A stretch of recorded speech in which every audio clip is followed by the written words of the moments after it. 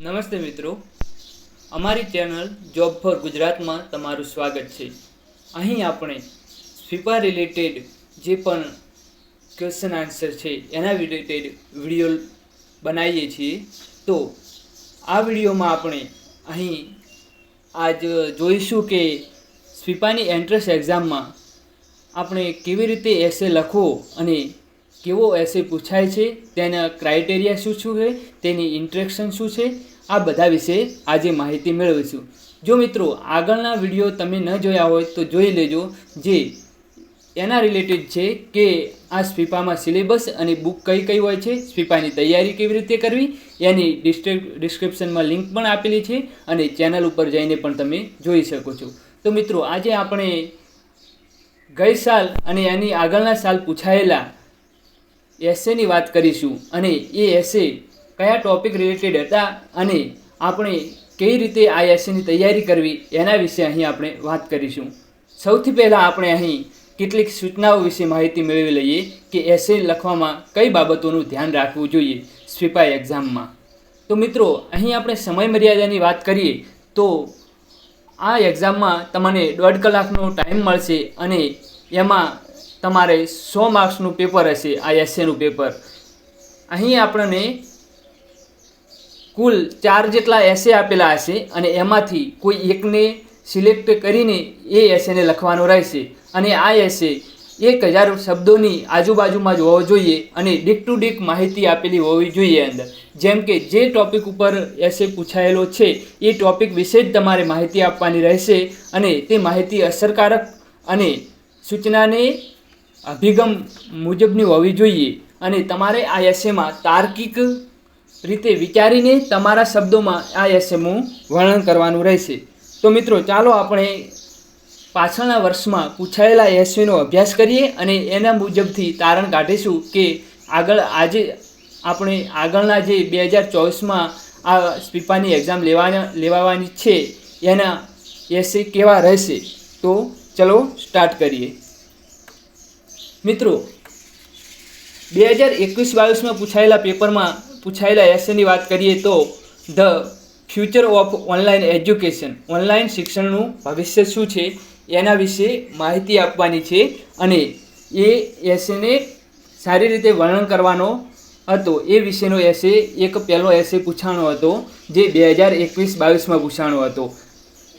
પછીનો બીજા નંબરની વાત કરીએ તો અવર થોટ્સ અલ્ટિમેટલી ગવર્ન્સ અવર એક્શન્સ, આપણા વિચારો આખરે આપણા કાર્યોને નિયંત્રિત કરે છે. જે આપણા વિચારો વિશેની વાત અહીંયા આ એસેમાં કરવામાં આવી છે તો એના રિલેટેડ આ એસે લખવાનો છે. Reducing inequality is it feasible or possible, અસમાનતાઓમાં ઘટાડો શું તે શક્ય છે? આર ફેસ્ટિવલ નેસેસરી, શું ઉત્સવો કે તહેવારો જરૂરી છે? મિત્રો આ હતું આપણે 2021-22ના પેપરમાં પૂછાયેલા એસે. આમાંથી આ 4 એસેમાંથી તમારે કોઈ બી એક લખવાનો હતો અને 2024ના પેપરમાં આ જ પેટર્નથી એસે લખવાના રહેશે. 4 ઓપ્શન આપેલા હશે, 4 એસે રિલેટેડ તમારે કોઈ બી એક એમાંથી પસંદ કરીને એ તમને લખવાનો રહેશે. તો મિત્રો અહીં જે 4 એસે પૂછાણા છે એ ફ્યુચર વિશે પણ એક એસે છે, જે ભવિષ્યમાં બનવાલાયક ઘટનાઓ કે પછી ભવિષ્યમાં આવું થશે તો કેવું પરિણામ આવશે એના વિશે બી એક ટૉપિકમાં એસે પૂછાશે.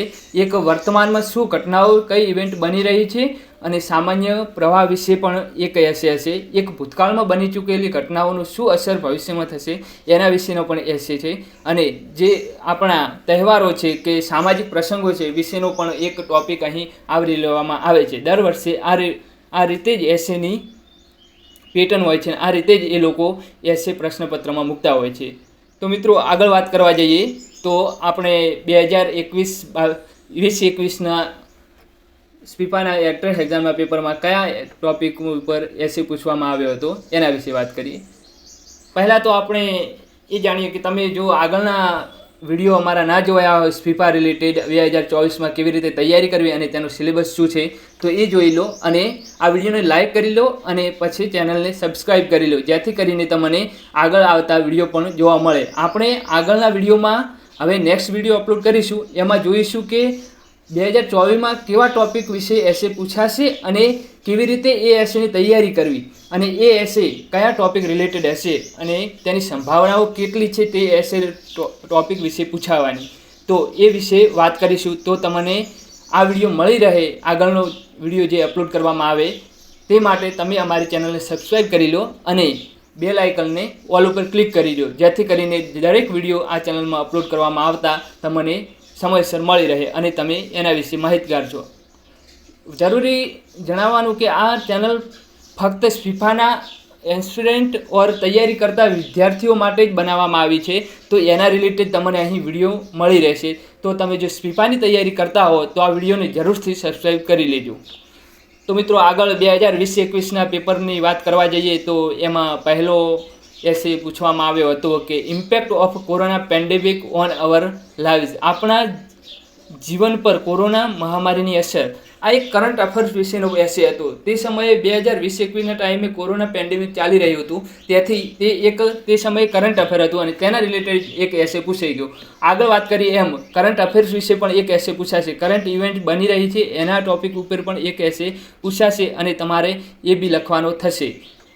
આગળ વાત કરવા જઈએ બીજા નંબરના એસેની, તો વન્યજીવોનું સંરક્ષણ, કાયદાઓ અને પડકારો, conservation the wild life, law and challenges. Third નંબરનો એસે છે hypersonic weapons, a means of deterrence or a way to mass destruction. Hypersonic શસ્ત્રો છે એ દુશ્મનને અવરોધવાનું કામ કરે છે કે પછી સામૂહિક વિનાશનો એક માર્ગ છે, એના વિશેની વાત કરવામાં આવી છે. અહીં તમારે પ્રેડિક્શન પણ આપવાનું રહેશે અને આ પ્રેડિક્શનના આધારે ભવિષ્યમાં આ શસ્ત્રો બની રહ્યા છે એના વિશે શું તમારા વિચારો છે એ વિશેની વાત કરવાની રહેશે, એવું આ એસેમાં પૂછવામાં આવ્યું હતું. આ રિલેટેડ સાયન્સના રિલેટેડ પણ અહીં 2024માં એસે પૂછાઈ શકે છે. તો હવે એથિક્સ, ચોથા નંબરની વાત કરીએ તો ethics teach us to make the right choices, નૈતિકતા આપણને યોગ્ય પસંદગી કરવાનું શીખવે છે, એના વિશે પણ એક એસે પૂછવામાં આવ્યો હતો. તો હવે આગળ વધીએ તો પછી આપણે જોઈશું કે 2019માં પૂછાયેલા પેપરના એસે વિશે વાત કરીએ અને કયા કયા ટોપિક ઉપર એસે પૂછાયા હતા એ પણ વાત કરીએ. Can our cities ever be made free of pollution and littering, શું આપણા શહેરો ક્યારે પ્રદૂષણ અને કચરા મુક્ત બની શકે છે? આ એક એન્વાયરમેન્ટ પ્રોટેક્શન અને એન્વાયરમેન્ટ મૂવમેન્ટ વિશેનો એસે પૂછાયો હતો, જે એન્વાયરમેન્ટના સંરક્ષણ માટેના કાર્યો અને કાયદાઓને રિલેટેડ છે. આ પણ એસે 2024માં પૂછાવાની શક્યતા છે. આ ડીક ટુ ડીક આ જ એસે ના પૂછાય, પણ એના રિલેટેડ કદાચ કોઈ બી ટોપિક હોય અને જે ઇવેન્ટ અને જે આંદોલનો ચાલ્યા છે એ હોય કે પછી અત્યારની સિચ્યુએશન શું છે 2024માં પર્યાવરણ રિલેટેડ, એના વિશે પણ આ લોકો એક એસે પૂછી શકે છે. તો આગળ વધીએ ત્યારે the present and future of Indian space programme, ભારતીય અવકાશ કાર્યક્રમનું વર્તમાન અને ભવિષ્ય શું છે એના વિશેની વાત કરી છે અહીં અને એના વિશે તમારા વિચારો વર્ણવાના અહીં કીધેલું છે.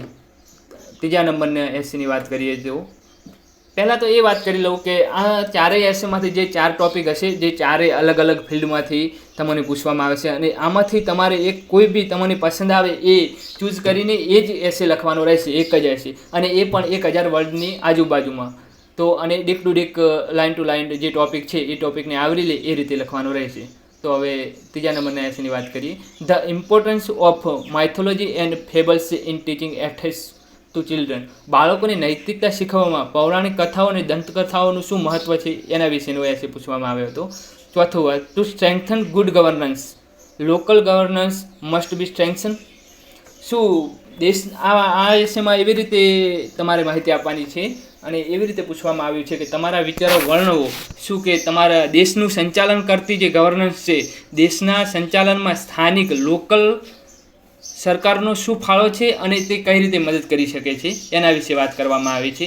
મિત્રો, આજના વિડીયોમાં બસ આટલું જ. આગળનો વિડીયો અપલોડ કરવામાં આવશે, એમાં 2024માં આઈએમપી એસે કયા છે અને કયા કયા ટોપિક વિશે પૂછાશે અને એ એસે ક્યાંથી મળશે અને કેવી રીતે તૈયારી કરવી એસેની એ વિશે વાત કરીશું. તો આગળનો વિડીયો આપણે અપલોડ કરી દઈશું એક દિવસમાં, અને તેની લિંક ઉપર ડિસ્ક્રિપ્શનમાં નીચે ડિસ્ક્રિપ્શનમાં પણ હશે, અને ઉપર જે પોપઅપ થઈ રહ્યું છે લિંક એ ત્યાં જઈને ક્લિક કરીને તમે જોઈ શકો છો.